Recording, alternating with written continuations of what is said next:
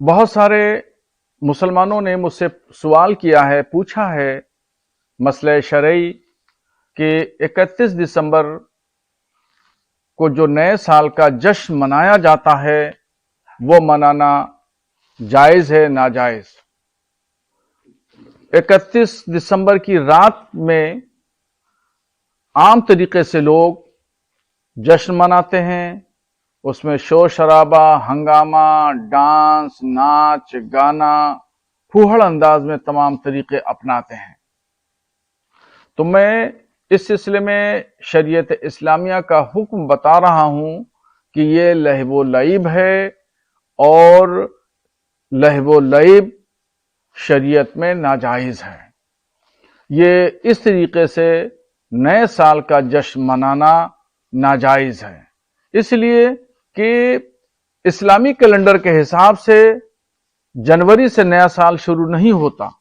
इस्लामी calendar के हिसाब से नया साल मुहर्रम महीने से शुरू होता है।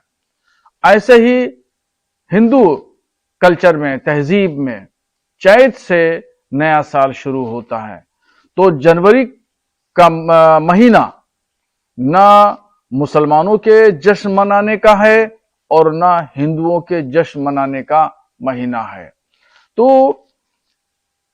नाच गाना, डांस करना, फुहड़बाजी करना, फजूल खर्ची करना, ये तमाम चीजें जो हैं वो शरीयत की रोशनी में नाजायज हैं।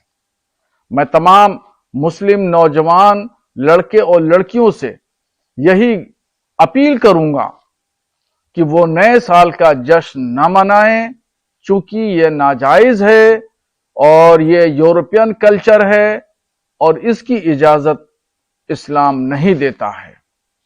कतन किसी सूरत पर कोई जो है वो पार्टी न करें।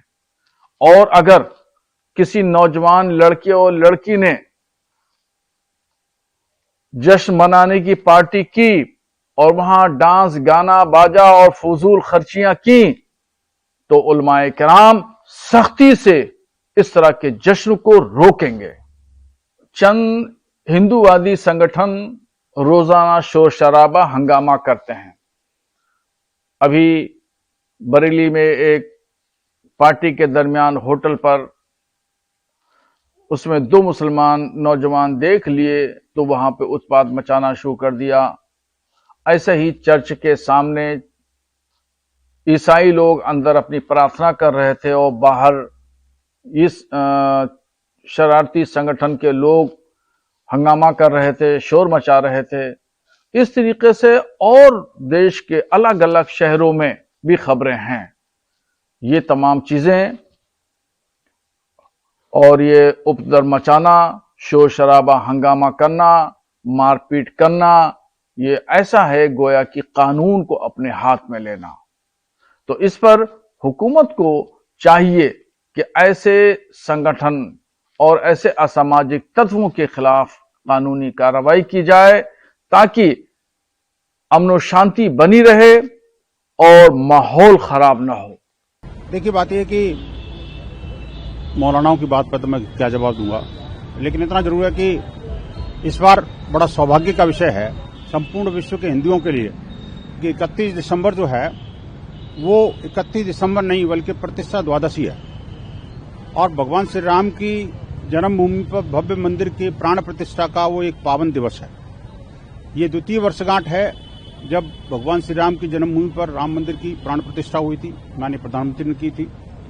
और वो सौभाग्य से, अब पता नहीं आगे कभी आएगी कि नहीं आएगी, क्योंकि प्रतिष्ठा द्वादशी तिथि के अनुसार आती है और वो बाई चांस ये तिथि 31 दिसंबर को पड़ रही है। हमारा संपूर्ण समाज से और देश से और संपूर्ण विश्व के हिंदू समाज से खासकर ये आग्रह है कि प्रतिष्ठा द्वादशी को हम पूरी सात्विक तरीके से मनाएं। ये द्वादशी का प्रारंभ एक तरह से 31 दिसंबर की दोपहर 12 बजे के आसपास भगवान राम का जन्म होता है और वो अगले 12 बजे तक यानी 1 तारीख को 12 बजे तक का उसका पूरा एक 24 घंटे का कालखंड रहता है। पूज्य संतों ने और श्रेष्ठ लोगों ने कहा है कि इस दौरान हिंदू समाज को एक सात्विक व्यवहार और धर्मनिष्ठ काम करने चाहिए, जैसे सत्संग है, हवन है, यज्ञ है, कहीं सेवा है और मंदिरों में जाना है इस तरह से भगवान श्री राम के जीवन का गुणगान करना है, रामचरितमानस का पाठ करना है, बच्चों के बीच में इस विषय का संवाद बनाना है, इस तरह के कामों की एक रचना बनाए, सभी अपने अपने प्रतिष्ठानों को सजाएं सात्विक तरीके से, भगवा रंग से और भगवा पताकाओं से, और एक प्रतिष्ठा द्वादशी को धूमधाम के साथ मनाएं। जिनके लबों पर हमेशा अलकायदा रहता है, जो आतंकवादियों के लिए रात रात नहीं सोते, और जिनकी सीखने की प्रवृत्ति, प्रकृति और संस्कृति पूरी खत्म हो चुकी है। देखिए, हमारे यहाँ एक कहावत है कि जो सीखता नहीं है वो मर जाता है। कांग्रेस की स्थिति हुई मृतप्राय हो गई है, और खासकर अच्छी बातें तो सीखने नहीं है। अगर कोई नेता इनका अच्छी बात कोई कह देता है तो समझ लीजिए उसकी सामत आ गई। इसलिए अच्छा बोलना, अच्छा करना, अच्छा सोचना, ये कांग्रेस से बहुत दूर जा चुका। ये व्यवहार पहले कभी था, अब इसीलिए कांग्रेस पतन की पराकाष्ठा पर है। लेकिन अगर बाय द वे कोई अच्छी बात कर देता है, कभी संगठन के लिए, कांग्रेस संगठन के लिए कुछ सुझाव दे दे, वो सुझाव भी नहीं आजकल चलते, क्योंकि सुझाव देगा तो फिर एक ही प्रभार है। जो इटली की संस्कृति और वेबटाइज जो मानसिकता है, वही जो कुछ सुझाव दे सकती है, वो निर्णय दे सकती है। वो बाकी अगर किसी ने बोल दिया तो या तो पार्टी के बाकी लोग उसको वहीं धराशायी कर देंगे, या फिर पार्टी से निकलना पड़ेगा। कांग्रेस के अंदर और कुछ बचा नहीं। कांग्रेस की जो स्थिति है वो सबको पता है। ये जो कुछ बोलते हैं तो अलकायदा ताली बजाएगा, या पाकिस्तान ताली बजाएगा, या अफगानिस्तान में तालियां बजाएंगी। कांग्रेस को भारत में तो कोई अप्रिशिएट करता नहीं। लेकिन यह है कि अपनी राजनीतिक रोटियां सेकनी है तो ओछे बयान दे दो, पब्लिसिटी बने रहो, करने को कुछ है नहीं। प्रधानमंत्री को गाली दे दो, हिंदू को गाली दे दो, भगवा को आतंकवादी कह दो, तो आपकी पब्लिसिटी बनी रहेगी। संघ के ऊपर प्रहार कर दो, लेकिन संघ क्या है, संघ ने क्या किया, संघ क्या कर रहा है, इसको सीखने की इच्छा नहीं है उनको।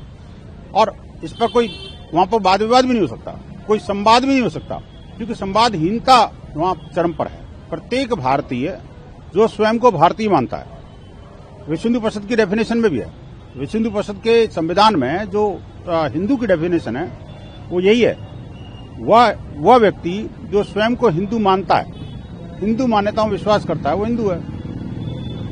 अब कोई मानता ही नहीं, जिसने भारत माता की जय नहीं बोलनी, जिसने वंदे मातरम नहीं बोलना, जो हमारे पूर्वजों को पूर्वज नहीं मानता, और हमारी जो गौरवशाली परंपराएं उसको नहीं मानता, हमारे महापुरुषों को नहीं मानता, तो उसको कैसे भारतीय कहेंगे, कैसे हिंदू कहेंगे। लेकिन खैर, वो उसकी अपनी सोच है।